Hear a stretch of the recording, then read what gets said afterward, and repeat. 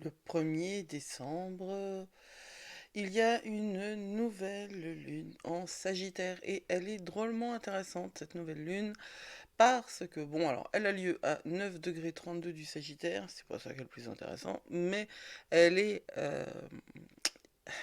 là où Mercure rétrograde est dirigée par Jupiter qui rétrograde aussi.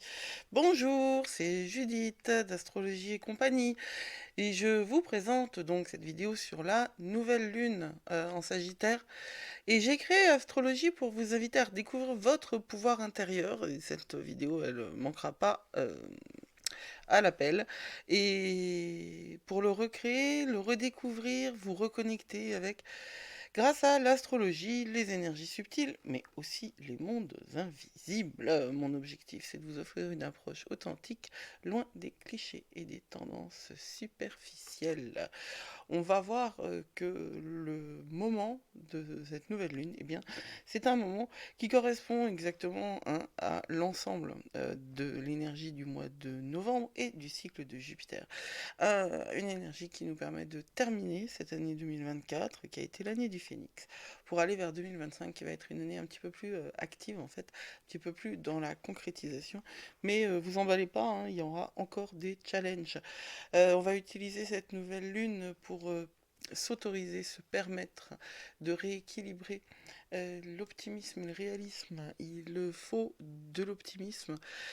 Être uniquement dans le réalisme, en fait, c'est ne pas être dans le réalisme, c'est être dans la version la plus basse énergétiquement parlant de la réalité. Ce n'est pas du réalisme. Le réalisme, c'est aussi le rêve. Parce que si vous rêvez, vous pouvez. Ne laissez personne vous enlever cette pensée-là. Qui va être le plus touché par cette nouvelle lune? Eh bien, c'est tous ceux qui sont nés avec des positions natales dans les signes mutables, Gémeaux, Vierge, Sagittaire et Poissons, ou tous ceux qui sont nés avec des planètes posées autour de 9 degrés 32. C'est quoi une nouvelle lune? Je suis pas au bon endroit. Tralala. Toc. C'est quoi une nouvelle lune? Alors, on commence à le savoir, mais c'est important de le répéter. Une nouvelle lune, c'est un moment où il y a un angle de 0 degré entre le soleil et la lune. Ça veut dire qu'ils sont conjoints. Ils sont pas mariés. Ils sont pas paxés. Je sais pas si ça existe toujours le pacte. Ils sont conjoints, ils sont côte à côte, ils dansent un slow. Ils sont collés, serrés. De notre point de vue, hein, ça veut dire que pour nous, ils sont sur le même signe du zodiaque exactement à un moment précis. Et ça s'étend quand même. Hein. L'effet de la nouvelle lune, moi, je ne travaille pas avec une astrologie hyper stricte parce que ça m'intéresse pas. En même temps, je suis très... si, en fait. Hein.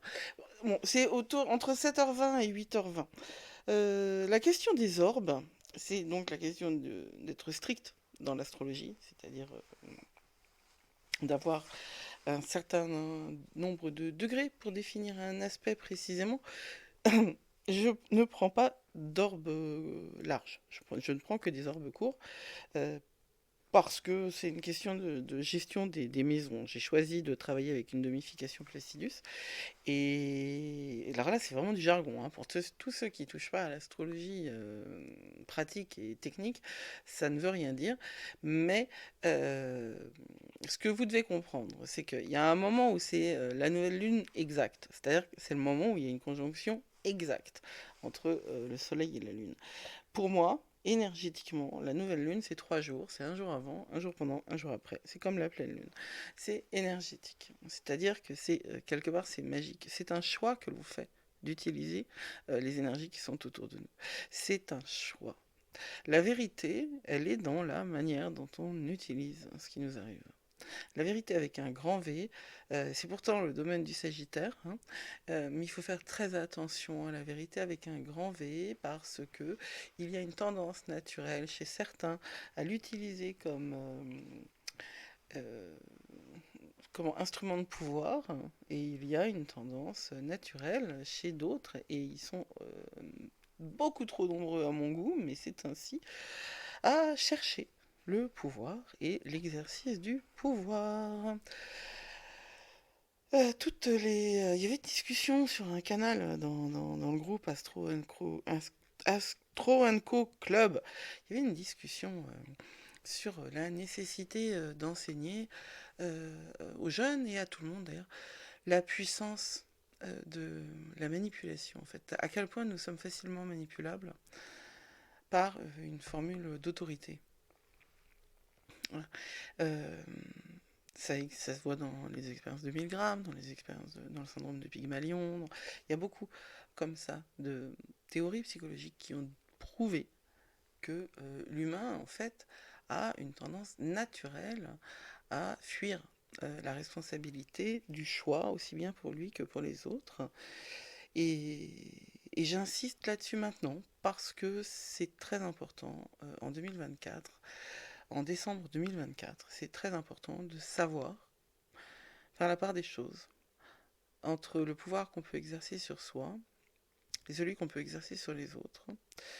Et le pouvoir qu'on exerce sur les autres, il faut l'exercer dans réellement une dimension de compassion et surtout pas dans la peur. En fait, le grand ennemi de la pensée, c'est la peur. Hein. Il y a une impossibilité de penser quand on est en situation de stress, et a fortiori d'un stress créé par la peur. Alors, on va reprendre la question de la nouvelle lune. La nouvelle lune, c'est donc cette conjonction. Elle est, pour moi, ça dure 3 jours, la nouvelle lune, avant, pendant et après. Ces 3 jours parce que moi j'ai choisi, ça fait partie des traditions auxquelles j'appartiens, qui sont des traditions spirituelles, et c'est ainsi que mon astrologie est cadrée et formée. Et c'est aussi, ceux qui apprécient la manière dont je présente les choses, c'est aussi parce que mon astrologie, elle est ancrée dans ce type de pensée-là, qui est une pensée qui fait la part belle à l'apprentissage. Voilà. Alors, la nouvelle lune en soi, c'est quoi? Bah, c'est puisque le soleil et la lune sont collés, eh ben on voit pas la lune. Puisque la lune, en fait, elle fait que refléter le soleil, elle n'émet pas en elle-même. Elle ne fait que refléter. Quand le ciel est silencieux de sa lune, nous entrons en période d'introspection. Et c'est donc un moment où la contemplation est intérieure et où nous sommes en connexion avec notre vérité. Je ne crois pas qu'il y ait à chacun sa vérité quand il s'agit de faits. Je l'ai déjà dit et je le répéterai. Non, il y a des choses qui sont indéniablement factuelles. Et oui, on ne peut pas faire n'importe quoi. C'est pas je fais ce que je veux. C'est la liberté. Elle doit être absolument ancrée dans la connaissance, l'apprentissage et l'expérimentation. Et la liberté de penser aussi. On peut penser n'importe quoi, ça y a aucun. Mais on n'est pas obligé de le penser longtemps. L'intelligence, c'est aussi de savoir revenir sur le n'importe quoi. Et à chacun sa vérité, ça me gonfle, hein, parce que ça peut donner lieu à des débordements qui sont complètement ridicules et qui ne servent personne. Je pense que là, on a tous une responsabilité par rapport à l'égrégore général de la société, même si on n'agit pas à l'extérieur, ou pas tant que ça, parce que c'est pas notre cas. On a tous une responsabilité d'être en alignement et en connaissance de soi, en maîtrise de ses émotions, de ses énergies, en apprentissage des techniques pour justement prendre conscience que d'abord le monde ne se limite pas à ce qu'on voit et à ce qu'on touche, que ça aussi c'est de la connerie hein, que de le penser. Je crois que ce que je vois, il n'y a pas grand-chose de plus stupide, parce que la vérité, elle a été prouvée, c'est que non, c'est faux, on ne croit pas ce qu'on voit, on voit ce que l'on croit. Et ouais. Drop the mic. Non, mais en vrai, c'est un truc qui a été démontré, ça, quand même. Alors, en revanche, ce qui à l'intérieur de vous fait vérité, ça, c'est un truc qu'il faut recueillir, protéger, mais avec lequel il faut discuter. Parce que ce qui fait vérité à l'intérieur de vous, ça peut être tout aussi bien nourri par vos ombres, par vos programmations, et votre ego, que par eh bien, une lumière. qui vient d'ailleurs ou qui vient de vous. Euh, vous ne pouvez pas savoir. L'intuition, c'est ça, hein. C'est subtil, l'intuition. Je veux dire, il faut avoir bossé pour être vraiment en lien avec son intuition. Et les nouvelles lunes, c'est aussi un nouveau départ, parce que c'est une graine que l'on plante bah alors, c'est une graine que l'on plante dans le terreau de le silence du ciel. Donc, cette nouvelle lune, c'est une obscurité dans laquelle nous baignons au début d'un mois d'une lunaison qui nous encourage à tourner vers l'intérieur. Elle nous donne l'occasion de planter les graines d'un nouveau départ. Et énergétiquement, la lune, elle se tait. Elle a fini son cycle et puis elle va repartir dès justement le jour d'après. Donc il y a le jour d'avant, c'est la lune noire. Il y a la nouvelle lune et le jour d'après. Et c'est pas la lune noire, c'est Lilith aussi, hein, c'est un astéroïde, mais c'est pas la même chose. Et le jour d'après, bah, elle est encore extrêmement silencieuse dans le ciel, et puis petit à petit, on va revoir sa lumière nous apparaître, et sa puissance énergétique nous grandir et nous accompagner. Donc c'est une nouvelle opportunité d'agir sur des objectifs, hein, si nous sortons de notre zone de confort, et si nous abordons les choses de manière pratique. On a la fin de l'opposition à Pluton, hein, qui a duré longtemps. Parce que là encore, hein, avec une grande orbe, euh, eh bien, cette opposition entre Mars et Pluton, pour moi, elle a des effets, quand bien même le moment est assez court, les effets sont intenses parce que c'est Pluton et que Pluton est une planète qui a des effets générationnels, donc il y a des effets à grande échelle, c'est au niveau macroscopique. Et Mars, qui est une planète personnelle, mais c'est une planète qui est tellement dynamique qu'elle est qu'elle potentialise aussi l'aspect. Donc la question des orbes, on ne peut pas la régler comme ça aussi simplement. Euh, Puis Mars étant pré-ombre, hein, Mars va rétrograder en Lion et en Cancer à partir du 1er, non, non, non, non, du 6.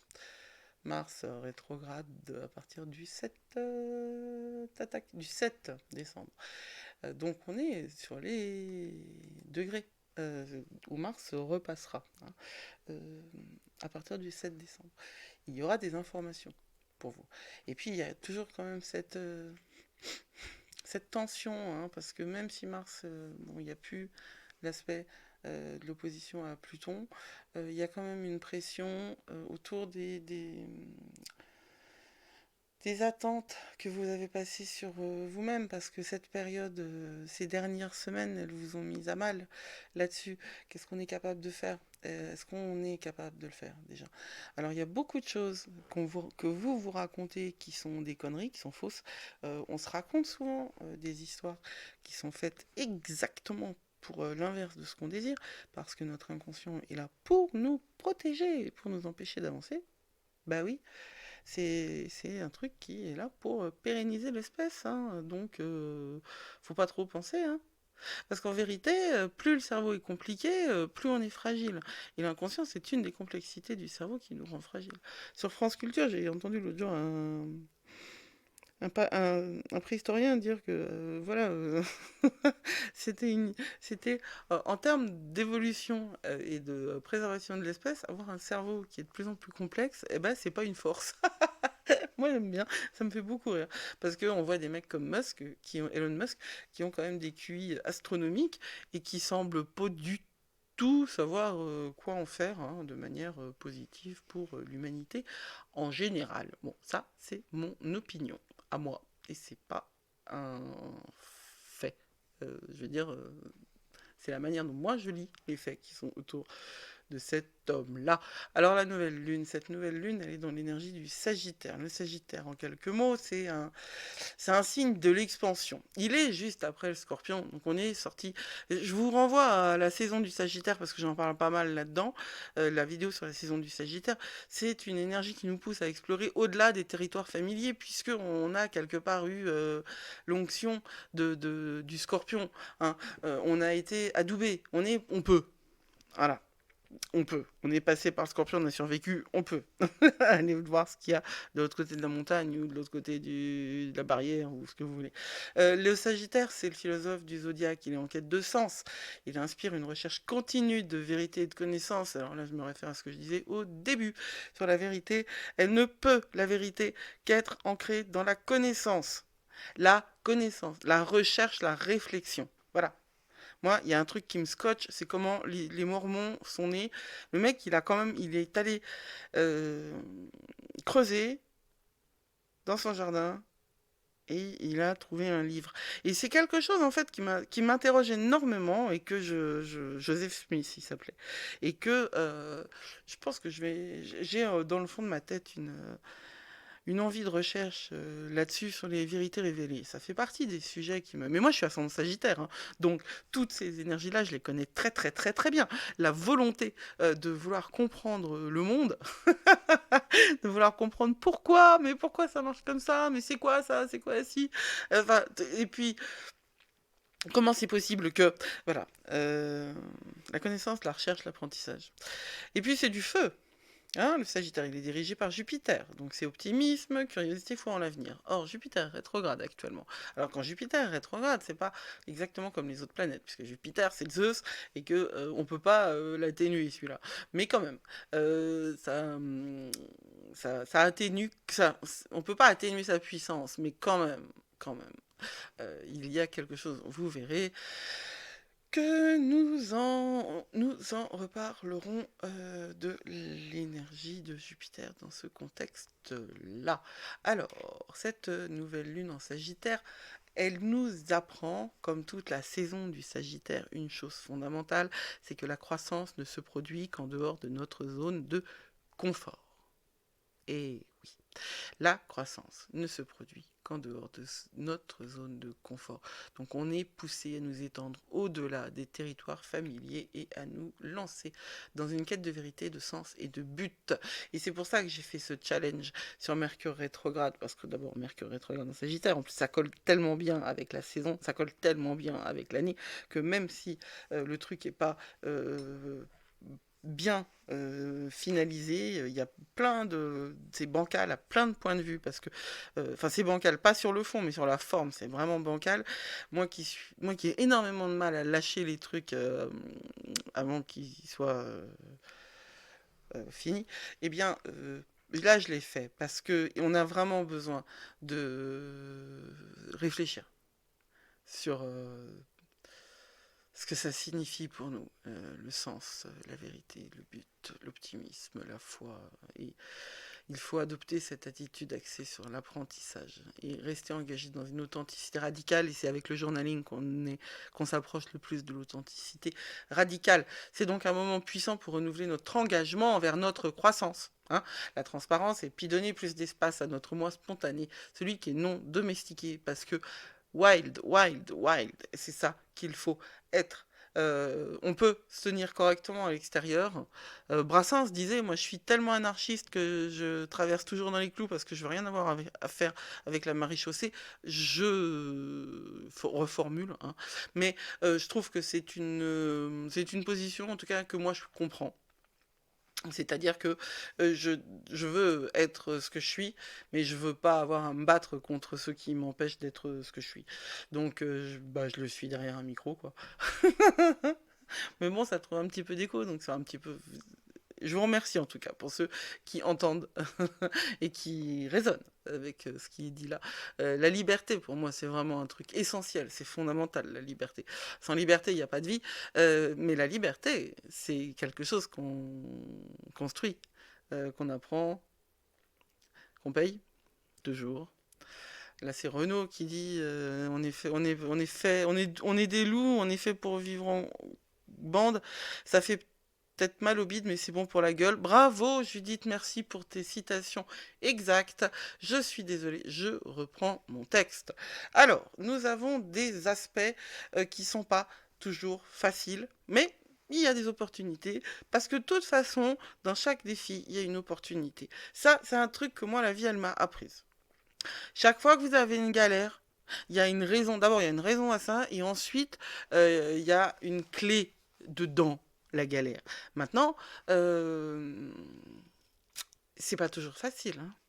Je veux dire, c'est comme quand on dit qu'il n'y a pas de problème sans solution. Je veux dire, s'il y a un problème sans solution, c'est qu'il n'y a pas de problème. C'est pas vrai. Ça, c'est complètement con aussi. Disons, aujourd'hui, moi, je suis authentique et radical.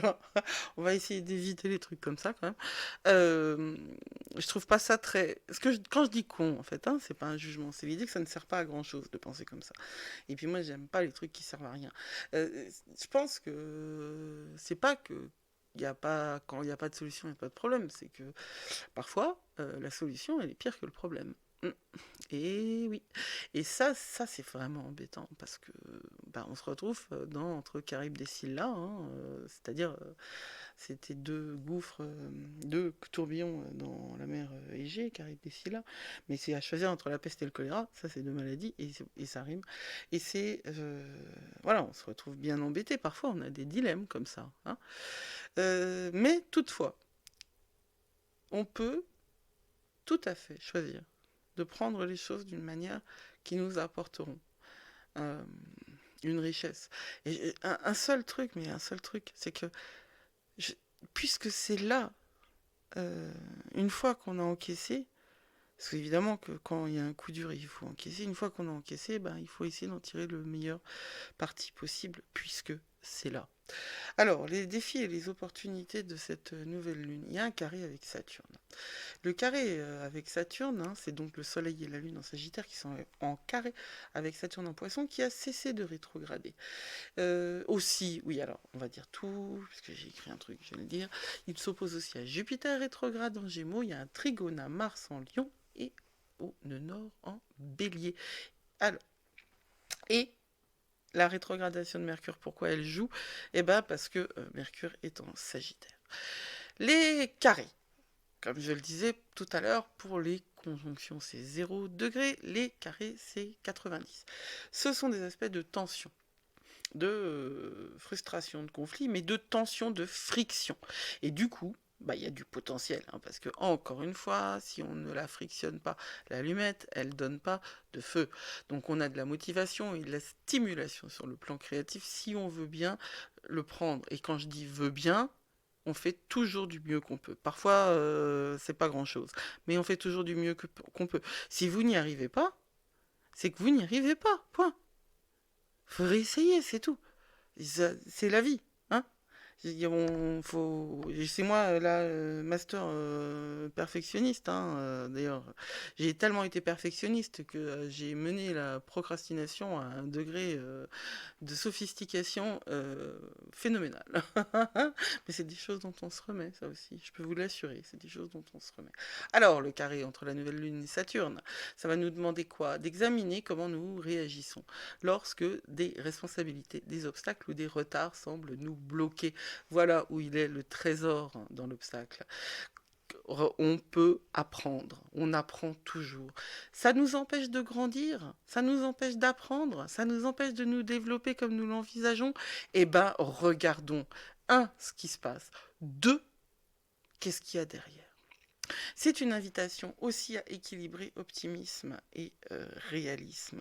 Parce que le désir de liberté qui est en nous, il est associé obligatoirement à des obstacles à surmonter et à la patience. Je le disais, la liberté, elle n'est pas acquise parce que si on n'a pas de discipline et de rigueur intérieure, la liberté, c'est un poison. Et en fait, si on ne sait pas utiliser la liberté avec la contrainte, elle devient elle-même une prison. C'est vraiment un moment. Bon, alors, le carré avec Saturne, en vrai, ça peut donner quand même des vraies mises à l'épreuve de votre patience. Le Sagittaire, c'est un signe qui n'est pas hyper patient, parce que c'est du feu. Et voilà, on peut se trouver amené à être hyper frustré parce qu'en plus Mars est dans la préombre de sa rétrogradation. Voilà, ça peut être un petit peu compliqué. Qu'est-ce que ça va nous donner? Eh ben, c'est comme quand on manque de moyens. On utilise sa créativité pour travailler d'une manière ou d'une autre parce que c'est plus fort que nous. Et on s'adapte. Les limitations sont créatives. Les freins nous proposent des manières différentes de voir les choses. On va donc comprendre que, eh ben, on va pas comprendre tout de suite. Et oui, c'est pas immédiat là. Il faut attendre.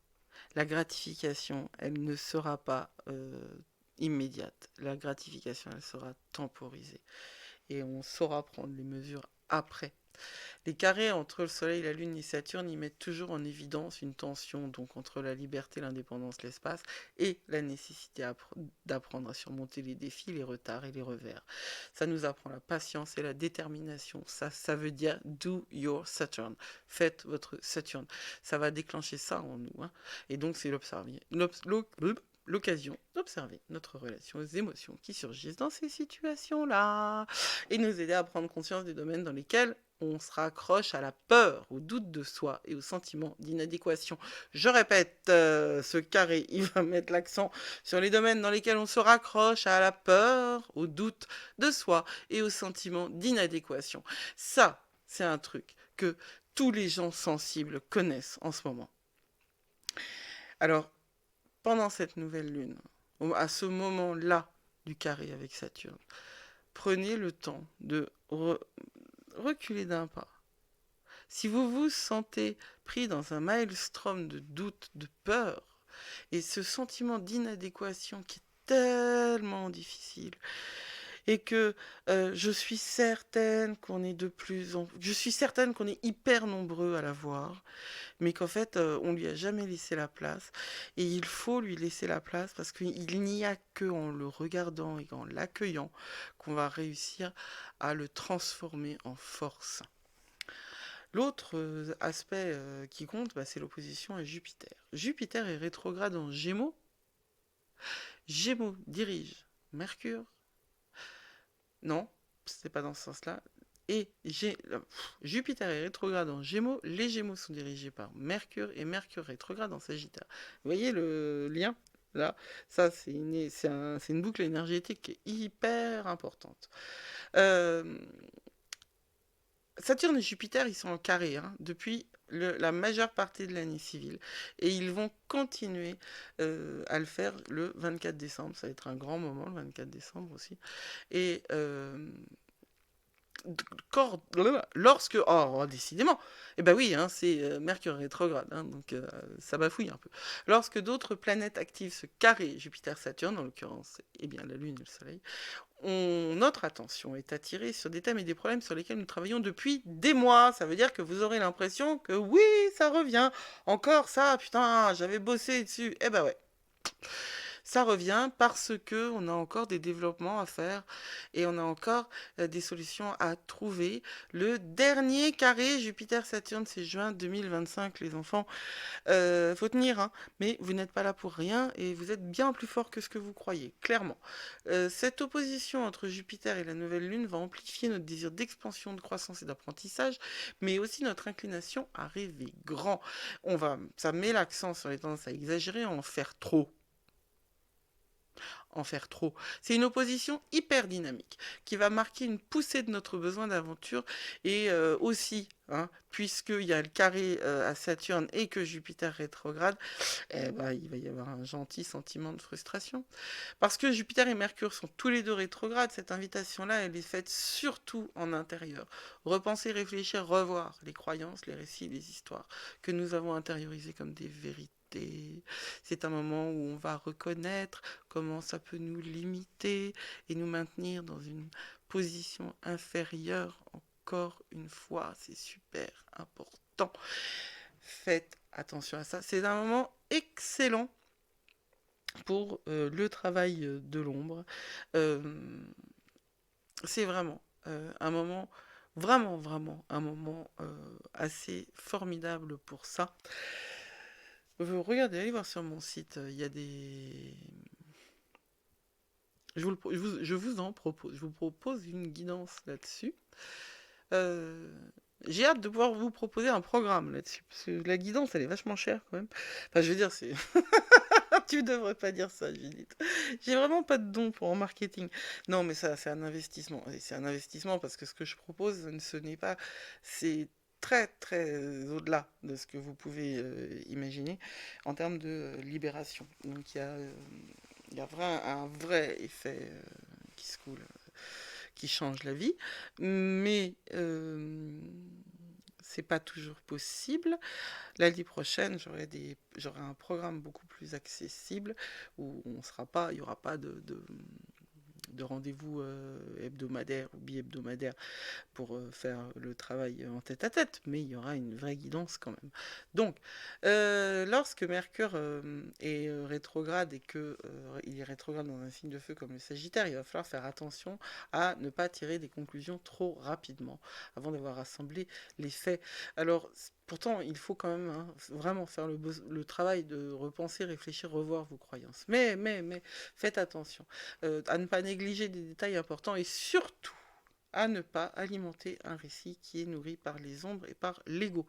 C'est le moment où on rassemble les faits pour minimiser les dégâts, pour pas avoir à contrôler des trucs trop grands plus tard. Donc c'est pas trop le moment où il faut agir, hein, cette nouvelle lune. Vous agirez après. Vous faites des plans. C'est un bon moment pour faire des plans. Et puis c'est un moment aussi pour travailler créativement, écriture, art, n'importe quoi qui soit créatif, qui soit artistique. On a aussi, je sais pas si j'en parle après, tac tac, on a aussi un trigone avec Mars et le nœud nord. Et là, on est réellement dans le voyage vers la découverte de soi. Donc, il y a la fin de l'opposition à Pluton, entre Mars et Pluton, j'en ai déjà parlé. Mais le Soleil et la Lune en Sagittaire, ils forment un aspect de trigone à Mars dans les premiers degrés du Lion. Mars stationne là, dans quelques jours, parce qu'en fait, le 7, hein, je vous l'ai dit, il passe en rétrogradation. Et là, il a déjà ralenti. Donc, il s'oppose encore à Pluton, qui est désormais en Verseau, avec un aspect plus actif depuis plusieurs semaines. L'opposition violente qu'on a eue début novembre, c'était Mars-Pluton, alors que Pluton, les deux étaient au degré anarétique, Mars au degré anarétique du Cancer, Pluton au degré anarétique du Capricorne. Mais là, on est sur d'autres influences énergétiques, mais enfin bon, voilà. Cette, ce lien à Mars va ajouter du dynamisme à ce cycle lunaire. Et là, je dépasse le cadre de la nouvelle lune, c'est vraiment le cycle lunaire, hein. Il y a le temps de la nouvelle lune, hein, qui a des caractéristiques astrologiques et énergétiques, et puis ce temps de la nouvelle lune, il amorce un cycle qui est coloré par ces énergies-là. On va avoir un désir fort d'agir sur nos désirs, mais nous affirmer, quoi, avancer, nous exprimer. Et puis, cette question de révision des croyances, de se remettre en question, mais ça, on va le voir avec le nœud nord, comme Mars est sur le point de devenir rétrograde. On peut se sentir coincé, avoir l'impression d'avoir un pied sur le frein, l'autre sur l'accélérateur. Et ça fait réellement écho à la tension des carrés entre avec Jupiter et Saturne, quoi, hein. Donc l'invitation qui est faite, elle est de réfléchir à la nature de nos désirs avant d'agir aveuglément, hein. C'est ce que j'ai dit, d'affiner notre capacité à être patient, et je le répète, parce que c'est bien. Le trigone avec le nœud nord, c'est là que l'invitation, elle est à investir plus d'énergie dans notre voyage de redécouverte de soi ou de découverte de soi et d'avancer sur les territoires inconnus et inexplorés. Cette nouvelle lune, elle inaugure un cycle lunaire coloré par des énergies et des impulsions contradictoires. Vous l'avez senti. D'un côté, on ressent le désir croissant d'expansion, d'aventure, de nouveauté. Ça, c'est le sage dans toute sa splendeur. Et puis, on veut impulser des changements significatifs, etc. D'un autre côté, puisque Saturne et la rétrogradation imminente de Mars, eh bien, nous oblige à freiner. On va être obligé de remettre en question nos désirs, etc. Donc, être coincé entre le marteau et l'enclume, eh ben, ça va nous demander de trouver un moyen d'équilibrer optimisme et réalisme. Il va donc falloir développer patience et résilience en remettant en question les croyances et les récits intériorisés, comme je le disais, en réfléchissant à l'impact des croyances sur notre vie. Et vous voyez que pour ceux qui participent au challenge sur Mercure rétrograde, c'est un truc que vous avez déjà fait, donc déjà ça vous apporte de la sagesse pour cette nouvelle lune. Et puis il faut adapter nos croyances aussi pour soutenir le développement et la croissance qui ne peut se faire qu'en dehors de la zone de confort. Vous le savez aussi bien que moi.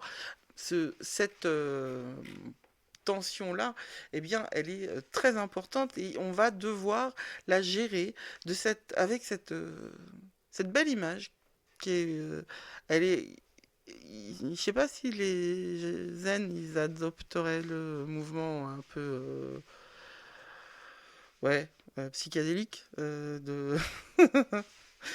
sur le sable là, mais moi j'aime bien ça. Ça permet je trouve que c'est une jolie illustration de l'équilibre entre action et patience. Parce que voilà, il faut qu'on agisse sur nos désirs, il faut qu'on s'affirme, mais il faut aussi qu'on réfléchisse avant d'agir aveuglement. Et il faut qu'on affine notre capacité à trouver le bon moment pour agir et pour avancer. C'est important et c'est ce que le voyage à la découverte de soi en fait propose en général. Hein, ça, c'est un voyage de découverte de soi qui me paraît comment dire, c'est pas, je suis pas en train de proposer un programme là, hein, c'est juste une manière de montrer les étapes. Hein. Ça commence par l'exploration intérieure, ça se poursuit par la croissance personnelle et ça arrive à l'authenticité.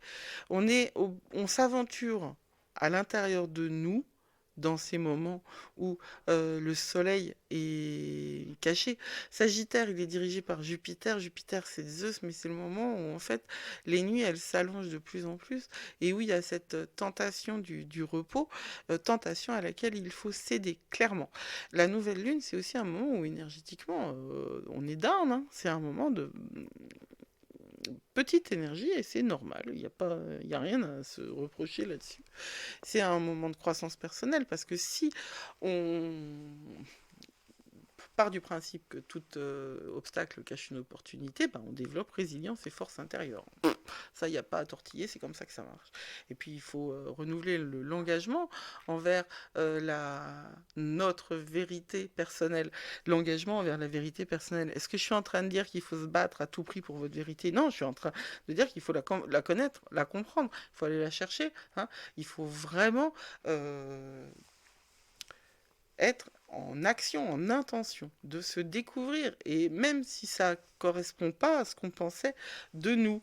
Donc on va vouloir chercher l'harmonie entre optimisme et réalisme, on va s'adapter aux limitations tout en poursuivant nos objectifs de croissance, et on va affiner notre capacité à choisir le bon moment pour agir et attendre. Parce que gouvernée par Jupiter rétrograde, cette nouvelle lune, elle est l'occasion de prêter davantage attention aux histoires que votre esprit crée. Aller regarder, avoir du discernement à l'égard de ces histoires-là, à choisir celles qui sont les plus alignées avec vous-même et, euh, et vous demander si tous ces récits qui vous tissent, toutes ces histoires que vous croyez vraies, si elles servent votre croissance ou si elles vous limitent.